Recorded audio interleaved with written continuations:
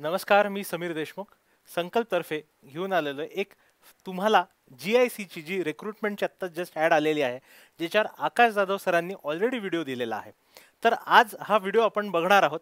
हा तुमच्या सिलेबसबद्दल जाणून घेण्यासाठी हा व्हिडिओ जो आहे आपण बनवतो आहोत.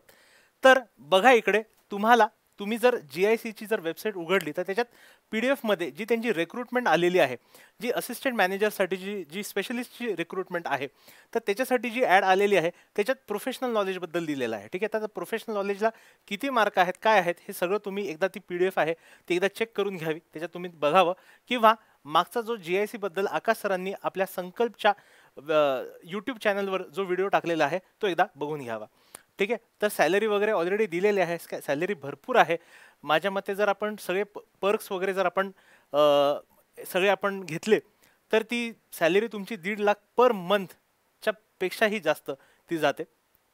राहिला विषय तुमच्या सगळ्या सिलेबसचा, तर जसे तुम्हाला बाकीचे विषय आहेत तसे तुम्हाला प्रोफेशनल नॉलेज हा सुद्धा एक विषय आहे. आणि ह्याच्यात तुम्ही जर बघितली ॲड, तर ह्याच्यात अकाउंट्ससाठी झालं किंवा बाकी ॲक्च्युअरीसाठी झालं, फायनान्ससाठी झाले, HR साठी झाले, लीगल ऑफिसरसाठी झाले, ह्या सगळ्या वेगवेगळ्या गोष्टींसाठी रिक्रुटमेंट निघाली आहे. माझ्या मते त्याच्यात सर्वात जास्त जी चांगली रिक्रुटमेंट आलेली आहे जी-आय-सीसाठी, ज्याच्यासाठी भरपूर मुलांचे मला कॉल येऊन गेलेले आहेत, तर ती अकाउंट्ससाठीची आहे, फायनान्स डिपार्टमेंटमधली आहे. आणि ह्या फायनान्स डिपार्टमेंटमध्ये जवळजवळ माझ्या मते मी जे वाचलेलं आहे त्याच्यात ऑलमोस्ट 18 जागा ज्या आहेत ह्या जी-आय-सीमध्ये आहेत. जी-आय-सी ॲज यू नो ही खूप छान चांगली नॅशनल लेवलची इन्शुरन्स कंपनी आहे. आणि मी ह्याच्यातला बघा एक स्क्रीनशॉट इकडे दिलेला आहे. प्रोफेशनल नॉलेज याला ऑलमोस्ट 40 मार्क्सचं जे आहे हे वेटेज तुम्हाला आहे. तर पुन्हा एकदा मी सांगतोय, जर काही थोडेफार डिफरन्स असतील तर एकदा प्लीज जे आहे मेन तुम्ही जो वेबसाईटवरती पी-डी-एफ दिलेली आहे ते वेबसाईटवरच्या पी-डी-एफला एकदा रिफर करा. ठीक आहे, तर आज आपण डिस्कस करणार आहोत थोडंसं इन डेप्थ की हा सिलेबस काय आहे, ह्या सिलेबसमध्ये तुमच्याकडून काय काय एक्सपेक्टेड आहे, तुम्हाला काय काय अभ्यास करायचा. मला माहिती आहे तुमची परीक्षा जी आहे माझ्या मते 4 का 5 जानेवारीला माझ्या मते आहे, 5 जानेवारीला आहे. 1 महिन्यापेक्षा कमी वेळ राहिलेला आहे. पण ह्या 1 महिन्यामध्ये, ह्या 1 महिन्यापेक्षा कमी कालावधीमध्ये आपण भरपूर काही करू शकतो. ठीक आहे, मी असं अज्युम करतो आहे की बी-कॉम सगळ्यांचं झालेलंच आहे, म्हणून तुम्ही मिनिमम बी-कॉम जे आहे हे तुमचं झालेलंच आहे, जे की आपलं मिनिमम क्वालिफिकेशन आहे. आणि याच्यामध्ये तुम्ही जो काही थोडाफार अभ्यास केलेला असेल ह्याचंच एक ब्रशअप म्हणजे जे आहे हा सिलेबस जो आहे ह्याच्या थ्रू आपला होणार आहे. ठीक आहे, तर जस्ट आपण इकडे लक्ष देऊया काय काय आहे. तुम्हाला इकडे स्क्रीनशॉट तो दिसतोय, त्या वेबसाईटवरनंच त्या पी-डी-एफ मधलाच जो आहे हा स्क्रीनशॉट मी इकडे घेतलेला आहे. तर बघा, पहिली जी गोष्ट त्यांनी दिलेली, हा सिलेबस त्यांनी ऑलरेडी दिलेला आहे. आपल्याला भरपूर परीक्षा अशा असतात जिथे ते सिलेबसच देत नाहीत, ते डायरेक्ट तुम्हाला सांगतात की बाबा प्रोफेशनल नॉलेज आहे आणि ह्या प्रोफेशनल नॉलेजच्या अकॉर्डिंग तुम्हाला सांगतात की बाबा अभ्यास करा. आता खूपदा विद्यार्थी असतो त्याला समजत नाही की बाबा नेमका अभ्यास करायचा तरी काय करायचा. ठीक आहे, पण इकडे जी-आय-सीने काय केलेलं आहे, एक ओव्हरऑल आपल्याला जो आहे हा ढांचा दिलेला आहे, एक फ्रेमवर्क दिलेला आहे, ज्याने करून आपण थोडाफार जो आहे हा अभ्यास आपण जाणून घेऊ शकतो. तर बघा डोमेन नॉलेजमध्ये फायनान्समध्ये त्यांनी काय दिलेलं आहे, तर पहिली गोष्ट त्यांनी दिली आहे fundamentals of accounting with focus on data entry and accounting laws. ठीक आहे, 3 जे गोल्डन लॉज आहेत, ठीक आहे, हे 3 जे लॉज आहेत ह्या लॉजवर तुम्हाला फोकस करायचं आहे. ठीक आहे, कुठचे रूल्स आहेत जे गोल्डन रूल्स म्हणतो आपण, ठीक आहे, अकाउंटिंगचे, ह्याच्यावर तुम्हाला फोकस करायचे हे तुम्हाला माहिती करून घ्यायचे किंवा बेसिक ज्या गोष्टी आहेत.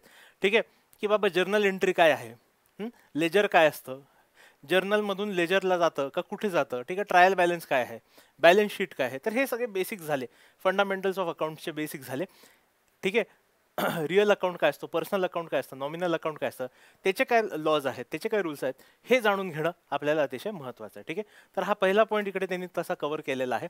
ठीक आहे, डेटा एंट्रीबद्दल पण दिले. डेटा एंट्री म्हणजे त्यांना डेटा एंट्रीच्या ऐवजी मला असं वाटतंय त्यांना जे what they mean is basically tally किंवा कम्प्युटराइज्ड अकाउंटिंग. ठीक आहे, तर कम्प्युटराइज्ड अकाउंटिंग कसं होतं, काय काय बेसिकली SAPs वगैरे काय असतं, SAP माहिती, ERP सिस्टम्स आहेत ते. ठीक आहे, वेगवेगळे ERPsची नावं आहेत, तर ERP काय आहे, ठीक आहे, हे जाणून घेणं. ठीक आहे, बेसिक तुम्ही कम्प्युटरच्या द्वारे अकाउंटिंग कसं करू शकता ह्या गोष्टीची इन्फॉर्मेशन असणे आपल्याकडे गरजेचं आहे. ठीक आहे, दुसरा पॉईंट जो बघा इकडे त्यांनी दिलेला आहे तो आहे फंडामेंटल्स ऑफ बिझनेस और कॉर्पोरेट लॉ. ठीक आहे, बिझनेस किंवा कॉर्पोरेट लॉमध्ये कुठचे लॉज येतात, म्हणजे जर आपण एक एक्झाम्पल म्हटलं तर एक कंपनीज ऍक्ट आहे. ठीक आहे, कंपनीज ऍक्ट आहे 2019 जो लेटेस्ट आहे ठीक आहे. 2019 कंपनीज ऍक्ट 2019 लेटेस्ट आहे. तर ह्या कंपनीज ऍक्ट बद्दल थोडंसं वाचून जा. ठीक आहे. कॉर्पोरेट जर आपण लॉज म्हटले, ठीक आहे, तर ह्याच्यात अजूनही काही वेगवेगळे लॉज येतात. पेमेंट ऑफ ग्रॅच्युइटी असतं, इन्शुरन्स रिलेटेड काही लॉज असतं. बघा GIC इन्शुरन्स कंपनी आहे, ठीक आहे. नॅचरली इन्शुरन्सच्या लॉज बद्दल ते विचारू शकतात. तर थोडंफार जे आहे हे थोडंसं जे आहे हे इन्शुरन्सच्या लॉज बद्दल वाचून जा. ठीक आहे. इन्शुरन्स लॉज बद्दल वाचून जा. ठीक आहे. हा सगळं काही जो आहे कॉर्पोरेट किंवा कंपन्यांच्या लॉसच्या रिलेटेड हे सगळं आहे. ठीक आहे. पेमेंट ऑफ ग्रॅच्युइटीच्या बद्दल मी तुम्हाला सांगितलं. बोनस ऍक्ट झाला. सगळे जे आहेत हे कंपनीज रिलेटेड लॉज आहेत. ठीक आहे. तर ह्याच्याबद्दल जरूर नक्की तुम्हाला वाचायला लागणार आहे. ठीक आहे. तिसरी गोष्ट बघा जी काय दिलेली आहे त्यांनी इन्कम टॅक्स ऍक्टच्या बद्दल दिलेलं आहे. With focus on latest budget amendments. ठीक आहे. जे काय बजेट ह्या वर्षीचं जे बजेट होतं त्याच्यात जे जे अमेंडमेंट्स झाले, तर एकदा कृपया बजेट जे आहे ह्या वर्षीचे जे जे अमेंडमेंट्स होते ह्याच्याबद्दल जे आहे वाचून जा. ठीक आहे. आणि इन्कम टॅक्स ऍक्ट बद्दल थोडंसं वाचून जा. थोडंफार त्याच्यामध्ये जे आहे तुम्हाला इन्कम टॅक्सचे ज्याला म्हणतो स्लॅब्स किंवा रेट्स ज्याला आपण म्हणतो, ठीक आहे, हे रेट्स बद्दल जे आहे हे जाणून घ्या. काय काय कितीपर्यंत इन्कम टॅक्स एक्झेम्प्ट आहे. ठीक आहे. कशाच्या वरती तुम्हाला काय आहे, 5 आहे, 10% काय आहे, 20%, 30% जे काय आहे, किंवा कंपनीजना डायरेक्टली किती टॅक्स बसतो, कॉर्पोरेट टॅक्सचं काय रेट आहे. ठीक आहे. ह्या सगळ्या गोष्टी ज्या आहेत ह्या माहिती करून घ्या. ठीक आहे. चौथी गोष्ट जी त्यांनी दिलेली आहे बघा इथे, indirect taxation with focus on MVAT. ठीक आहे. महाराष्ट्राचा जो टॅक्स आहे, ठीक आहे, अँड सर्व्हिस टॅक्स ऍक्ट 1994. आता तसं बघायला गेलं तर वॅट आणि सर्व्हिस टॅक्स आता आपल्याला नाही आहे. आता आपल्याला SGST आणि CGST आहे. ठीक आहे. तर आता सध्या फोकस जो आहे हा थोडासा तुम्ही जो आहे हा SGST आणि CGST वर करावा. ठीक आहे. याच्याबद्दल वाचून जा. ठीक आहे. आणि जमल्यास ज्यांचं BCom वगैरे पूर्वी झालेलं आहे, ज्यांना एक्साईज किंवा वॅट किंवा ह्या बाकीच्या सर्व्हिस टॅक्स गोष्टी होत्या, तर त्यांनी कृपया जो आहे एक्साईज थोडंफार वॅट वगैरे जे आहे हे बघून घ्यावं. ठीक आहे. आणि सर्व्हिस टॅक्स होतं पूर्वी, आता या सगळ्या गोष्टी नाही आहेत.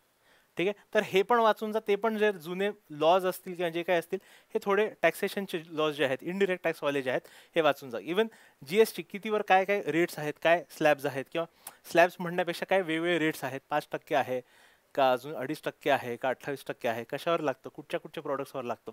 ठीक आहे. याच्याबद्दल जे आहेत ते क्वेश्चन्स विचारू शकतात. ठीक आहे. बघा एक वेगळी गोष्ट इथे 5व्याच्यात त्यांनी विचारलेली आहे.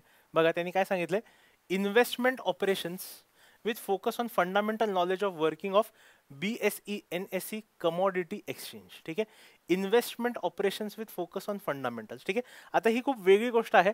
बरेच लोक ज्यांनी BCom वगैरे केलेलं आहे, MCom केलं असेल, ठीक आहे, किंवा इवन जे काही आहे MBA फायनान्स केलं असेल, CA केलं असेल, तर बऱ्याचशा लोकांना हा वाला जो पार्ट आहे इथे, जो 5वा वाला जो पॉइंट आहे हा बऱ्यापैकी नवीन आहे. हा न्यू पॉइंट आहे. ठीक आहे. आणि आपल्या सिलेबसमध्ये कुठे सुद्धा BComला नाही, MComला नाही, किंवा MBA फायनान्स किंवा CA मध्ये हा पॉइंट जो होता हा कुठेही कव्हर झालेला नाहीये. BSE NSEच्या वर्किंग्स बद्दल थोडंसं जे आहे आपलं कव्हर झालेलं आहे, पण खूप छोटं होतं, उथळ होतं, खूप डीपमध्ये नव्हतं. ठीक आहे. तर मोस्ट प्रॉब्ली ते सुद्धा जे आहेत हे खूप डीपमध्ये विचारणार नाहीत. बेसिक तुम्हाला काही NSE BSE काम कसं करतं, BSE नेमकं काय आहे, ठीक आहे, ते ट्रेडिंग मध्ये कसं ते मदत करतं, ठीक आहे, काय आहे त्याचं रोल, काय आहे सेबीचा त्याच्यात रोल काय आहे. ठीक आहे. ह्या सगळ्या गोष्टीच्या बद्दल ते तुम्हाला विचारू शकतात. ठीक आहे. Whether BSE NSE are government entities, whether they are private companies, whether they are public companies, काय आहेत नेमक्या त्या ह्याच्याबद्दल ते विचारतील. त्याच्यातले इंडेक्सेस काय असतात, निफ्टी 50, सेन्सेक्स हे काय आहे याच्याबद्दल ते तुम्हाला विचारू शकतात. ठीक आहे. आणि इथे कमॉडिटीज एक्सचेंज बद्दल दिले आहे, तर हे नेमके कमॉडिटीज म्हणजे काय असतं, ठीक आहे, याच्यापासून खूप मुलांचा जो आहे हा प्रश्न असू शकतो. ठीक आहे. तर ह्या कमॉडिटीज वगैरे बद्दल पण थोडंसं जे आहे हे वाचून जा. ठीक आहे. बघा 6वी गोष्ट काय म्हटली त्यांनी बघा, fundamentals of auditing with focus on auditing and assurance standards as issued by ICAI. आता ICAI जसं तुम्हाला माहिती आहे, institute of chartered accountants of India he body आहे जी ओव्हरऑल आपले जे ऑडिटिंग वगैरे स्टँडर्ड्स असतात यांना ती डिसाईड करते, यांना ती फ्रेमवर्क बेसिकली त्याचं जे आहे ते ठरवण्याचं काम ICAIचं असतं. तर हे जे फंडामेंटल्स ऑफ ऑडिटिंग आहे, म्हणजे ऑडिटिंग म्हणजे नेमकं काय, ऑडिटिंग करताना काय काय तुम्ही केलं पाहिजे, कुठच्या कुठच्या पॉईंट्सला तुम्ही लक्षात ठेवलं पाहिजे, ह्या सगळ्या ज्या गोष्टी आहेत ह्या तुम्हाला फंडामेंटल्स ऑफ ऑडिटिंगमध्ये आहेत. अगेन जसं मी तुम्हाला सांगितलं ह्या गोष्टी आपल्या BCom झालेल्या आहेत. आता डिपेंडिंग ऑन युअर युनिव्हर्सिटी, ठीक आहे. आता तुम्ही काही लोक ह्याच्यातले मराठवाडा युनिव्हर्सिटीचे असाल, काही मुंबई युनिव्हर्सिटीचे असाल, काही पुणे युनिव्हर्सिटीचे असाल, मे बी अजून काही शिवाजी युनिव्हर्सिटी कोल्हापूरची जी आहे, किंवा संत तुकडोजी आहे, किंवा बहिणाबाई चौधरी जी युनिव्हर्सिटी आहे नॉर्थ महाराष्ट्राची, वेगवेगळ्या युनिव्हर्सिटीजमधून तुम्ही असू शकाल. तर डिपेंडिंग की तुमच्या युनिव्हर्सिटीमध्ये कुठच्या सेमिस्टरमध्ये हा विषय होता, कारण की सगळ्यांनाच काही पहिल्या सेमिस्टरला किंवा काही काही लोकांना तिसऱ्या सेमिस्टरला, काही लोकांना चौथ्या सेमिस्टरला असा हा विषय असू शकतो, काही लोकांना 2 सेमिस्टरचा असेल. तर आपल्याला माहिती आहे की महाराष्ट्राच्या आताच वेगवेगळ्या युनिव्हर्सिटीजमध्ये पोर्शन जो आहे हा वेगळा असू शकतो. जरी आपण सगळे लोक UGCच्या अंडर असू तरी सुद्धा सगळ्यांचा पोर्शन, सगळ्यांचा सिलेबस जो आहे हा वेगळा आहे. प्रत्येकांना वेगवेगळ्या सेमिस्टरमध्ये हा पार्ट कधी ना कधी झालेला आहे, पण झालेला आहे हे मात्र नक्की. ठीक आहे, तुमच्या BComला, MComला किंवा तुम्ही जर CA केलं असेल तर CA मध्ये सुद्धा किंवा MBA फायनान्समध्ये सुद्धा जो आहे हा विषय कधी ना कधी झालेला आहे. ठीक आहे, तर जसं तुम्हाला माहिती आहे की वेगवेगळे अकाउंट, जसे अकाउंटिंगचे स्टँडर्ड्स असतात, ठीक आहे, किंवा IFRS आपण ज्याला म्हणतो, किंवा IAS आजकाल त्यांना म्हणतात, पूर्वी AS म्हणायचे तर IAS म्हणतात. ठीक आहे, तर तसे ऑडिटिंगचे सुद्धा ऑडिटिंग अँड अशुरन्स स्टँडर्ड्स असतात. ठीक आहे, तर हे ऑडिटिंग अँड अशुरन्स स्टँडर्ड्स किती आहेत, काय त्यांची संख्या किती आहे, प्रत्येकीचं नाव काय आहे, ठीक आहे, हे एकदा वाचून जा. ठीक आहे, बघा 7वा पॉईंट काय बघा, तर fundamentals of cost accounting with focus on budgeting. ठीक आहे, बजेटिंग काय आहे, ठीक आहे, ह्याच्याबद्दल त्यांनी विचारलेलं आहे बघा. आणि fundamentals of cost accounting, cost accounting म्हणजे नेमकं काय, कशासाठी आपण करतो. ठीक आहे, युनिट कॉस्टिंग काय असतं, बॅच कॉस्टिंग काय असतं, मार्जिनल कॉस्टिंग काय असतं, कॉस्ट शीट काय असते, ठीक आहे, याबद्दल ते तुम्हाला विचारू शकतात. ठीक आहे, कॉस्ट शीट तुम्हाला तुमचं व्हेरिएबल कॉस्ट, फिक्स्ड कॉस्ट, त्याच्यानंतर profit before taxation, after taxation, त्याची एक आपण असं बेसिकली एक टेबल सारखं आपण त्याला बनवायचो. ठीक आहे, ह्या सगळ्या गोष्टी तुम्हाला विचारल्या जाऊ शकतात. नंतर लास्ट एक 8वा पॉईंट त्यांनी काय इकडे मेन्शन केलेलं बघा, banking service fundamentals with focus on LC bank operations. ठीक आहे, बँकिंगचे काय फंडामेंटल्स आहेत, बँकिंग कसं चालतं नेमकं. ठीक आहे, तर बँकिंग कसं चालतं याच्याबद्दल बेसिकली ते जे आहेत हे ते विचारू शकतात. विथ फोकस ऑन LC त्यांनी म्हटलंय. LCचा अर्थ होतो लेटर ऑफ क्रेडिट. तर हे लेटर ऑफ क्रेडिट काय असतं हे एकदा जाणून घ्या.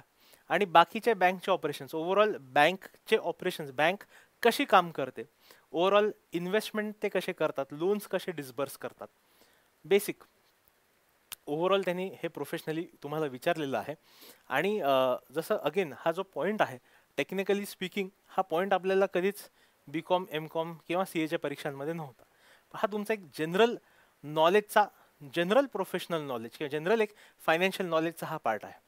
तर माझ्या मते बरेचसे मुलं जे तुम्ही ऑलरेडी GICच्या एक्झाम्स आता देणार आहात, बरेचसे मुलं ऑलरेडी बँकिंगचा वगैरे अभ्यास करतात. तर ज्या लोकांचा बँकिंगचा अभ्यास चांगला आहे, माझ्या मते त्यांना हा 8व्या पॉईंटच्या बद्दल घाबरण्याचं काहीच कारण नाही. ठीक आहे, अच्छा, एक लास्टला एक गोष्ट त्यांनी दिलेली आहे बघा, डिस्क्लेमर दिलाय त्यांनी, फार महत्वाचा पॉईंट आहे. डिस्क्लेमर काय दिलंय बघा, the syllabus mentioned above is exhaustive in nature and not to be considered restrictive. हे खूप महत्वाचे 2 पॉईंट सांगितले बघा, एक्झॉस्टिव्ह नेचर मध्ये आहे आणि रेस्ट्रिक्टिव्ह जो आहे हा कन्सिडर नाही करावा. याचाच अर्थ बेसिकली काय आहे की एवढाच सिलेबस नाही, याच्या व्यतिरिक्त याच्या पलीकडे सुद्धा ते तुम्हाला विचारू शकतात. ठीक आहे, त्यांनी डिस्क्लेमर देऊन टाकला, त्यांनी हात स्वतःच्या वरती करून टाकले की नाही बाबा एवढंच आम्ही देत नाही, आम्ही याच्या पलीकडे सुद्धा तुम्हाला विचारू शकतो. ठीक आहे, रेस्ट्रिक्टिव्ह नाही, आम्ही कुठच्याच प्रकारचं या सिलेबसवर रेस्ट्रिक्शन टाकलेलं नाहीये. The candidate is expected to have in depth knowledge of his or her domain. ठीक आहे, इनडेप्थ नॉलेज स्वतःच्या डोमेन मधलं असणं गरजेचं आहे. म्हणजेच काय, तुम्ही 11वीचा अकाउंट्स, 12वीचा अकाउंट्स, BComचा अकाउंट्स चांगलं करून जा. तुम्ही तुमच्या BComचं फायनान्शियल मॅनेजमेंट, कॉस्ट अकाउंटिंग चांगलं करून जा. थोडंफार ऑडिट माहिती असणं गरजेचं आहे. डायरेक्ट टॅक्स, इनडायरेक्ट टॅक्स म्हणजेच आता GST आपण ज्याला म्हणतो, हे चांगलं माहिती असणं, कस्टम्स ऍक्ट जो आहे किंवा कंपनीज लॉ बद्दल थोडंफार माहिती असणं, हे अतिशय जास्त गरजेचं आहे. मला माहिती आहे 4 आठवड्याचा आपल्याकडे वेळ आहे, तर या 4 आठवड्यामध्ये एवढ्या सगळ्या गोष्टी पटपट पटपट करणं अवघड आहे. याच्यासाठीच एक गोष्ट मी सांगतो, सगळ्यांना अनाऊन्स करतो इथे, आणि हे सगळ्यांसाठी फ्री असणार आहे. मी समीर देशमुख संकल्पतर्फे रोज तुमचं 1 तासाचं फायनान्शियल नॉलेज किंवा हे जे प्रोफेशनल नॉलेज आहे याचं एक लेक्चर आपण 1 तासाभराचं ऑलमोस्ट अप्रॉक्सिमेटली आपण रोज कंडक्ट करणार आहोत. ठीक आहे. तर हे आपण 1-2 दिवसांमध्ये मी जे आहेत हे तुम्हाला लेक्चर्स एक अपलोड करीन. तर प्लीज ह्या गोष्टीचा फायदा उचला आणि रोज लेक्चर्स पॉसिबल झाले तर बघा, किंवा दर 2-3 दिवसांनी तुम्ही एकत्र जर बघू शकला तसं सुद्धा चालेल. ठीक आहे. तर आपण जे बेसिकवाल्या ज्या गोष्टी आहेत ह्या सगळ्या आपण जे आहेत एकदा आपण त्याच्यावर जे आहे एक रिव्हिजन करूया. ठीक आहे. आता एवढ्या कमी वेळात 4 आठवड्यासाठी एखादी बॅच लॉन्च करणं आम्हाला पॉसिबल नाही आहे, पण एक गोष्ट आपण जी करू शकतो आणि ही सगळ्यांसाठी आपण करू शकतो की आपण फ्रीमध्ये जे आहेत संकल्पतर्फे फ्रीमध्ये आपण हे अकाउंट्स, फक्त अकाउंट्सच नाही तर ओव्हरऑल जे हे आपलं प्रोफेशनल नॉलेज, डोमेन नॉलेज आहे फायनान्सचं. ठीक आहे. I repeat, only for finance, not for anyone else. ठीक आहे. तर हे फायनान्स डोमेनचं जे नॉलेज जे आपण रोज जे आहेत यूट्यूबवरती रोज लेक्चर्स जे आहेत हे टाकणार आहोत. तर नक्की तुम्ही त्याला अटेंड करावे एवढीच माझी इच्छा. All the best. Thank you. Goodbye everyone. Bye bye.